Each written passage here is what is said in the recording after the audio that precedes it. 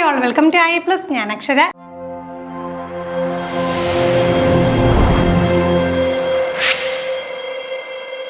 English pedagogy questions നമ്മൾ പല sections ആയിട്ട് ഡിസ്കസ് ചെയ്ത് വന്നതാണ്. മാക്സിമം ക്വസ്റ്റ്യൻസ് വർക്കൗട്ട് ചെയ്താൽ മാത്രമേ നിങ്ങൾക്ക് ആ ട്രാക്കിൽ എത്തിച്ചേരാനായിട്ട് സാധിക്കുകയുള്ളൂ. ഇന്ന് നമ്മൾ 5 ചോദ്യങ്ങളുമായിട്ടാണ് വന്നിട്ടുള്ളത്. എത്ര ചോദ്യങ്ങളുടെ ഉത്തരം നിങ്ങൾക്ക് കൃത്യമായിട്ട് കണ്ടെത്താൻ സാധിക്കുന്നു എന്ന് കമൻറ്റ് ചെയ്യാം. ആദ്യത്തെ ചോദ്യത്തിലേക്ക് കടക്കാം. Linguistic competence enables learners to. Linguistic competence എന്ന് പറയുന്ന പദം കൊണ്ട് എന്താണ് അർത്ഥമാക്കുന്നത്? ലേണേഴ്സിനെ എന്താണ് എനേബിൾ ചെയ്യുന്നത്? Differentiate grammatically correct and incorrect sentence. Speak fluently even if not grammatically correct. Know how and when to use the language appropriately. Use more and more English. അപ്പോൾ നോക്കിക്കേ, നമുക്ക് 4 കാര്യങ്ങളാണ് തന്നിരിക്കുന്നത്. ഒന്നെന്ന് പറയുന്നത് എന്താണ്? Grammatically correct and incorrect. Grammar ഏതാണ് correct ഏതാണ് ഇൻകറക്റ്റ് എന്നുള്ള സെൻറ്റൻസ് കണ്ടുപിടിക്കാൻ, ഡിഫറൻഷ്യേറ്റ് തമ്മിലുള്ള വ്യത്യാസം കണ്ടുപിടിക്കാനാണോ? അടുത്ത speak fluently even if not grammatically. ഭയങ്കര ഫ്ലുവൻ്റ് ആയിട്ട് സംസാരിക്കും, പക്ഷെ എന്താണ് ഗ്രാമറൊക്കെ തെറ്റായിരിക്കും, അതാണോ? Know how and when to use a language appropriately. എപ്പോൾ എങ്ങനെ ലാംഗ്വേജ് ഉപയോഗിക്കണം, അപ്രോപ്രിയേറ്റ് ആയിട്ട് ഉപയോഗിക്കണം എന്നതാണോ? Use more and more English. കൂടുതൽ ഇംഗ്ലീഷ് ഉപയോഗിക്കുക എന്നതാണോ? നമുക്ക് ഉത്തരം കിട്ടിക്കഴിഞ്ഞു അല്ലേ? എന്താണ്? Know how and when to use a language appropriately. എങ്ങനെ എപ്പോൾ ലാംഗ്വേജ് അപ്രോപ്രിയേറ്റ് ആയിട്ട് ഉപയോഗിക്കണം എന്നത് അറിഞ്ഞിരിക്കുക.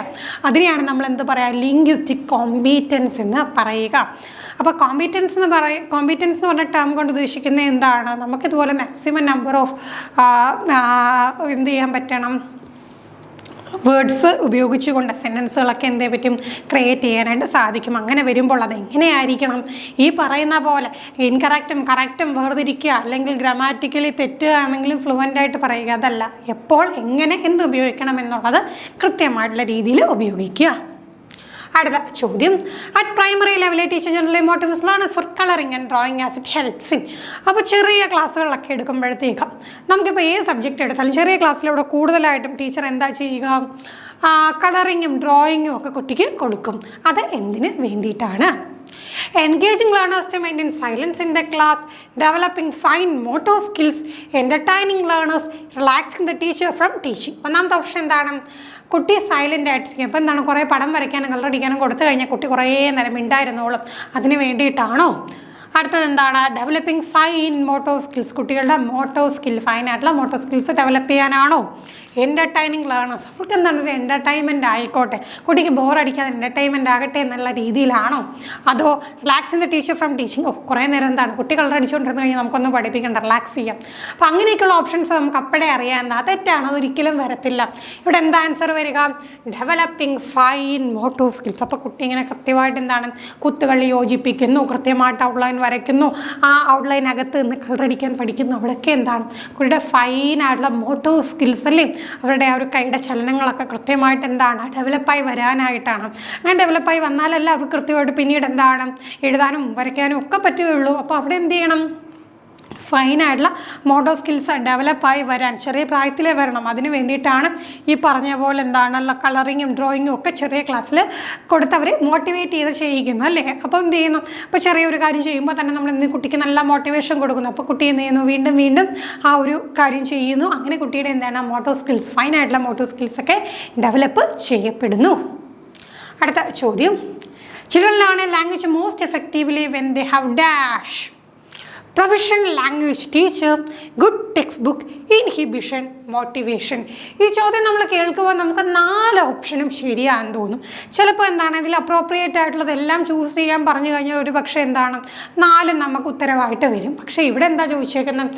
ഇതിൽ ഒരെണ്ണം. അങ്ങനെ വരുമ്പോൾ നമ്മൾ മനസ്സിലാക്കേണ്ടത് എന്താണ്? ഏറ്റവും സ്യൂട്ടബിൾ, ഏറ്റവും അപ്രോപ്രിയേറ്റ് ആയിട്ടുള്ളത് കണ്ടെത്തുക. അപ്പോൾ ഇത്തിരി ടാസ്ക് പരിപാടിയാണല്ലേ. നമുക്ക് നോക്കാം.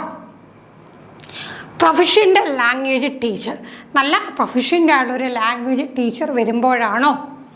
ഗുഡ് ടെക്സ്റ്റ് ബുക്ക്, നല്ലൊരു ടെക്സ്റ്റ് ബുക്ക് കിട്ടുമ്പോഴാണോ? ഇൻഹിബിഷൻ, നമുക്കിത് പഠിക്കണം എന്നുള്ളൊരു ഇൻഹിബിഷൻ തോന്നൽ ഉണ്ടാകുമ്പോഴാണോ? മോട്ടിവേഷൻ, അഭിപ്രേരണ ഉണ്ടാകുമ്പോഴാണോ? അപ്പം നമ്മൾ സൈക്കോളജിക്കലിയും കൂടെ ചിന്തിക്കേണ്ട ഒരു ചോദ്യമാണ്. ഇതിൽ നമുക്കിപ്പോൾ നോക്കിക്കഴിഞ്ഞാൽ ബാക്കിയൊക്കെ ഇല്ലെങ്കിലും ഒരു ഫാക്ടർ ഉണ്ടെങ്കിൽ നമുക്ക് എന്താ പഠിക്കാനായിട്ട് പറ്റും. അതാണ് ഇവിടെ ആൻസറായിട്ട് വരിക. എന്താണ് ആൻസർ വരിക? മോട്ടിവേഷനാണ് ആൻസർ പറയാം. നമുക്കൊരു പഠിക്കണം എന്നുള്ള ലാംഗ്വേജ് ഇഫക്റ്റീവായിട്ട് പഠിക്കണം, എനിക്ക് ലാംഗ്വേജ് പഠിക്കണം എന്നുള്ള ഒരു ചിന്ത അത് മനസ്സിലുണ്ടാകുമ്പോൾ, ആ ഒരു മോട്ടിവേഷൻ ഉണ്ടാകുമ്പോൾ, വെറുതെ ചിന്തിച്ചാൽ പോരാ. മോട്ടിവേഷൻ എന്ന് പറയുമ്പോൾ എങ്ങനെയായിരിക്കണം? കൺസിസ്റ്റൻ്റ് ആയിട്ട് ഇച്ചിരി നേരം ഒന്ന് പഠിക്കണമെന്ന് തോന്നി പിന്നെ ഡൗൺ ആവുന്ന മോട്ടിവേഷനല്ല, കൺസിസ്റ്റൻ്റ് ആയിട്ട് നിൽക്കുന്ന മോട്ടിവേഷൻ ഉണ്ടാകുമ്പോൾ തീർച്ചയായിട്ടും അത് എന്ത് ചെയ്യും? ഈ പറഞ്ഞ ലാംഗ്വേജ് ലേണിംഗ് പ്രോസസ്സ് ഏറ്റവും ഇഫക്റ്റീവ് ആക്കും. അവിടെ ഇപ്പോൾ പ്രൊഫഷണൽ ലാംഗ്വേജ് ടീച്ചർ ഇല്ലെങ്കിലോ, ഗുഡ് ടെക്സ്റ്റ് ബുക്ക് ഇല്ലെങ്കിലോ, ഇൻഹിബിഷൻ ഇല്ലെങ്കിലോ എന്ത് ചെയ്യാം? നമുക്ക് പഠിക്കാനായിട്ട് സാധിക്കും അല്ലേ? അപ്പോൾ ആ ഒരു കാര്യമാണ് ഉദ്ദേശിക്കുന്നത്. അടുത്ത ചോദ്യം, A teacher promotes group discussion and peer interaction in her classroom. She does not bother to correct spelling or pronunciation error. She is using dash approach in her classroom. സ്ഥിരമായിട്ട് നമുക്ക് കണ്ടുവരുന്ന ഒരു ടോപ്പിക്കുമായിട്ട് ബന്ധപ്പെട്ട ഒരു ചോദ്യമാണ്. ചോദ്യം ഇത്രയേ ഉള്ളൂ, ടീച്ചർ എന്ത് ചെയ്യുന്നു? ഗ്രൂപ്പ് ഡിസ്കഷനും പിയർ ഇൻട്രാക്ഷനും ഒക്കെ അവരുടെ ക്ലാസ് റൂമിൽ പ്രൊമോട്ട് ചെയ്യുന്നു. She does not bother to correct spelling or pronunciation. Just എന്താണ്, ഓരോ ചെറിയ കാര്യങ്ങളും വരുമ്പോൾ ഇങ്ങനെ സ്പെല്ലിംഗ് തിരുത്താനും പ്രൊനൗൺസിയേഷൻ തിരുത്താനും ടീച്ചർ നിൽക്കുന്നില്ല. പകരം എന്ത് ചെയ്യുന്നു? അവിടെ എന്താണ്? ഡിസ്കഷനിലൂടെ, പിയർ ഇൻട്രാക്ഷനിലൂടെയാണ് ക്ലാസ് റൂം പോകുന്നത്. അപ്പോൾ 2 ടേം നമ്മൾ പറഞ്ഞു, ഏതൊക്കെയാണ്? ഗ്രൂപ്പ് ഡിസ്കഷനും പിയർ ഇൻ്ററാക്ഷനും. അത് എന്ത് തരം അപ്രോച്ചാണ്? കൂടുതലൊന്നും ചിന്തിക്കേണ്ടല്ലേ, നമ്മുടെ സ്വന്തം അപ്രോച്ച്, നമ്മളിപ്പോൾ ഏറ്റവും പ്രാധാന്യം കൊടുക്കുന്ന ക്ലാസ് റൂമുകളിൽ കൊണ്ടുവരുന്ന അപ്രോച്ച് ഏതാണ്? Constructivist approach. അവിടെ എന്താണ്? നോളജ് നമ്മൾ എന്ത് ചെയ്യുന്നു? നോളജ് എന്ന് പറയുന്നത് കൺസ്ട്രക്റ്റ് ചെയ്യപ്പെടുകയാണല്ലേ, നിർമ്മിക്കപ്പെടുകയാണ്. അവ മുന്നറിവുകളുടെ സഹായത്തോടുകൂടെ എന്ത് ചെയ്യുന്നു? നോളജ് കൺസ്ട്രക്റ്റ് ചെയ്യുന്നു. അപ്പോൾ ആ ഒരു പ്രോസസ്സിൽ നമുക്ക് ഉപയോഗിക്കാൻ കഴിയുന്ന മെത്തേഡുകളാണ് ഗ്രൂപ്പ് ഡിസ്കഷനും പിയർ ഇൻ്ററാക്ഷനും ഒക്കെ. ട്രഡീഷണലും എക്ലക്റ്റിക്കും സ്ട്രക്ചറിലും ഒന്നുമല്ല, പകരം എന്താണ്? ഇത്തരത്തിൽ പിയർ ഡിസ്കഷനിലൂടെ, പിയർ ഇൻ്ററാക്ഷനിലൂടെ, ഗ്രൂപ്പ് ഡിസ്കഷനിലൂടെയൊക്കെ ക്ലാസ് റൂം പ്രോസസ്സ് മുന്നോട്ട് പോവുകയാണ്. അപ്പോഴാണ് കുട്ടി എന്താണ്? ഇടപഴകിക്കൊണ്ട്, സമൂഹവുമായി ഇടപഴകിക്കൊണ്ട് കൂടുതൽ അറിവ് നിർമ്മിക്കുന്നു. അവനിലേക്ക് പ്രീവിയസ് നോളജിൻ്റെ കൂടെ എന്ത് ചെയ്യുന്നു? പുതിയ നോളജും കൂടെ ആഡ് ചെയ്യപ്പെടുന്നു. ഓക്കെ, അപ്പോൾ അതൊക്കെയാണ് കൺസ്ട്രക്റ്റീവിസ്റ്റ് ക്ലാസ് റൂമിൻ്റെ ഒരു കാര്യമെന്ന് പറയുന്നത്.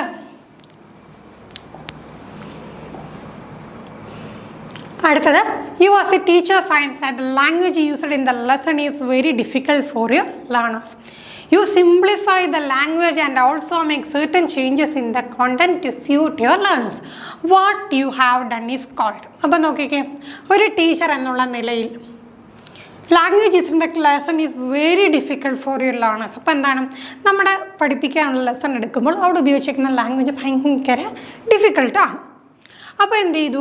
U simplify the language and also make certain changes in the content to suit your learners. അപ്പോൾ എന്ത് ചെയ്തു? ലാംഗ്വേജിനെ കുറച്ചുകൂടെ സിംപ്ലിഫൈ ചെയ്തുകൊണ്ട്, also make certain changes in the content to suit your learners, നമ്മുടെ കുട്ടികൾക്ക് മനസ്സിലാവുന്ന രീതിയിൽ കണ്ടന്റിന് എന്ത് ചെയ്തു? ചെറിയ മാറ്റങ്ങൾ വരുത്തിക്കൊണ്ട് കുട്ടിക്ക് മനസ്സിലാകുന്ന തരത്തിലോട്ട് അതിനെ മാറ്റി. വാട്ട് യു ഹാവ് ഡൺ, ഈ ചെയ്ത പ്രവൃത്തിയെ എന്താണ് പറയുന്നത്?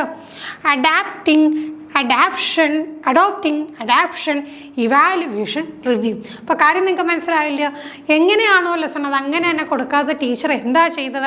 സിംപ്ലിഫൈ ചെയ്തു. സിംപ്ലിഫൈ ചെയ്തതിൻ്റെ ഒപ്പം തന്നെ എന്താ ചെയ്തത്?